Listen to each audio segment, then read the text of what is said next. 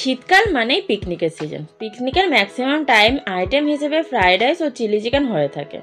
পিকনিকে বা বিভিন্ন অনুষ্ঠান বাড়িতে এই রকম মিক্স ফ্রাইড রাইস আশা করি আপনারা অনেকেই খেয়েছেন, কিন্তু সেই ফ্রাইড রাইস বাড়িতে করলে সেম টেস্ট অনেক সময় আসে না। তাহলে কোন পদ্ধতিতে করলে একদম অনুষ্ঠান বাড়ির মতো টেস্ট বাড়িতেই আনতে পারবে, সেটি আজকে আমি এই ভিডিওর মাধ্যমে আপনাদের সাথে শেয়ার করব। তাহলে বেশি সময় নষ্ট না করে শুরু করা যাক।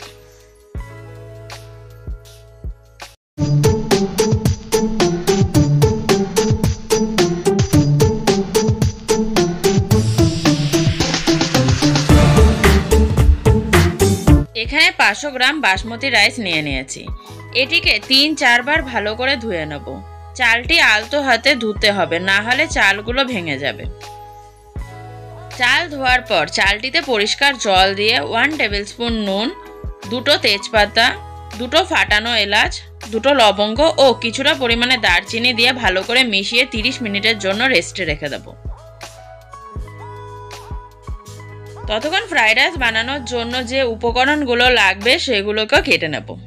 প্রথমে ক্যাপসিকাম, গাজর, বিনস, ফুলকপিগুলোকে কেটে নেব। চাইলে সবুজের পাশাপাশি লাল ও হলুদ ক্যাপসিকামও এইভাবে কেটে অ্যাড করতে পারেন।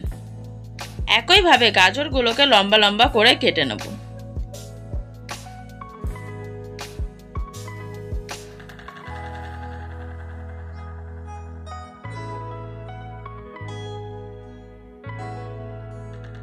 এইবার বিনসগুলোকে তেরছাভাবে কাটবো। তেরছাভাবে কাটলে বিনসগুলোকে দেখতে খুবই সুন্দর লাগে, তাই এইভাবে কেটে নেব। এরই সাথে ফুলকপি কেটে নেব। সব ভেজিটেবলসগুলো কাটা হয়ে গেলে মটরশুঁটির খোসা ছাড়িয়ে নেব। মিক্স ফ্রাইড রাইস, তাই ভেজিসের পাশাপাশি এগ, চিকেন, চিংড়ি ও পনির অ্যাড করব। তাই পনিরগুলোকে চৌকো চৌকো করে কেটে নেব। 2টি ডিম ফাটিয়ে সামান্য নুন দিয়ে ফাটিয়ে নেব। চিংড়ি মাছ আপনারা চাইলে গোটাও ব্যবহার করতে পারেন, কিন্তু চিংড়ি মাছ তেলে ছাড়ার সাথে সাথে যেহেতু রিং রিং হয়ে যায়, তাই আমি মাছ বরাবর এইগুলোকে কেটে ব্যবহার করব। এরই পাশাপাশি 150 গ্রাম বোনলেস চিকেন ছোট ছোট টুকরো করে কেটে নেব।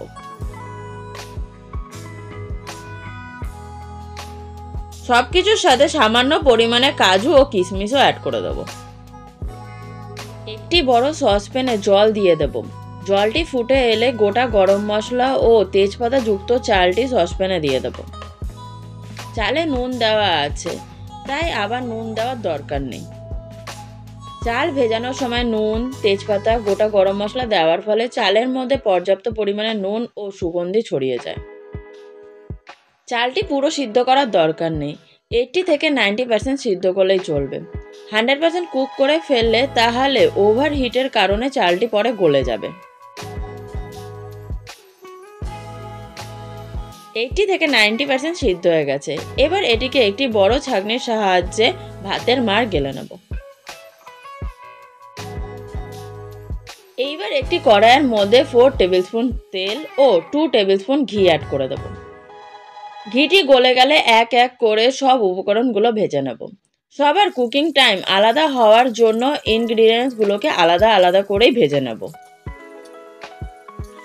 একসাথে ভাজলে কোনো সবজি হয়তো আগেই গলে যাবে, আবার কোনো সবজি হয়তো কাঁচা থেকে যাবে, তাই আলাদা আলাদা করে একসাথে তুলে রাখবো। এই স্টেপগুলো খুবই সহজ, তাও রান্না করার সময় আপনাদের যাতে কোনো রকম অসুবিধা না হয় তাই এইগুলো করে দেখাই। সব ভেজিসগুলো ভাজা হয়ে গেলে পনিরগুলোকে ভেজে তুলে নেব। এইবার নুন হলুদ মাখিয়ে এক এক করে চিংড়ি মাছ ও চিকেনগুলোকে ভেজে নেব।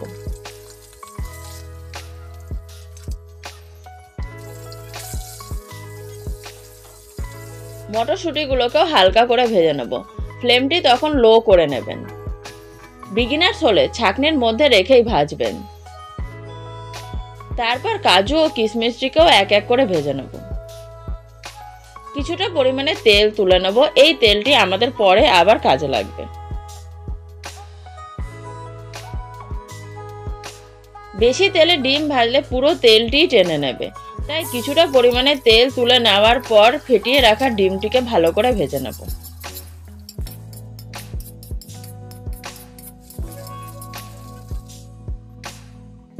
ডিম ভাজার পর কড়াইতে তুলে রাখা তেলটি দিয়ে দেব। ফোড়নের জন্য কিছুটা গোটা গরম মশলা ও একটি তেজপাতা ছিঁড়ে দিয়ে দেব। 30 সেকেন্ড পর সিদ্ধ করে রাখা বাসমতি রাইসটি দিয়ে দেব। এই সময় গ্যাসের ফ্লেমটিকে লো টু মিডিয়ামে রেখে দেবেন। ঝালের জন্য 4টি কাঁচা লঙ্কা চিড়ে দিয়ে দেব ও সামান্য পরিমাণে গোলমরিচ গুঁড়ো ছড়িয়ে দেব। 1 টিস্পুন নুন অ্যাড করে দেব। আগেই চাল ভেজানোর সময় নুন দিয়েছিলাম, তাই এখন বেশি নুন লাগবে না। ফ্রাইড রাইস হালকা মিষ্টি না হলে ভালো লাগে না, তাই 3 টেবিলস্পুন মতো চিনি অ্যাড করে দেব। আপনারা চাইলে চিনির পাউডারও ব্যবহার করতে পারেন। এইবার ভেজে রাখা সমস্ত ইনগ্রিডিয়েন্টসগুলো ও 1 টেবিলস্পুন ঘি দিয়ে ভালো করে মিশিয়ে নেব।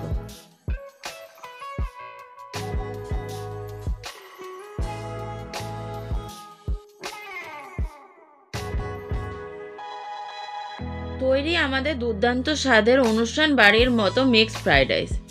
এইরকম ঝুরঝুরে অসাধারণ স্বাদের মিক্সড ফ্রাইড রাইস এক্ষুনি বাড়িতে বসে বানিয়ে নিন। সকলকে অ্যাডভান্স মেরি ক্রিসমাস।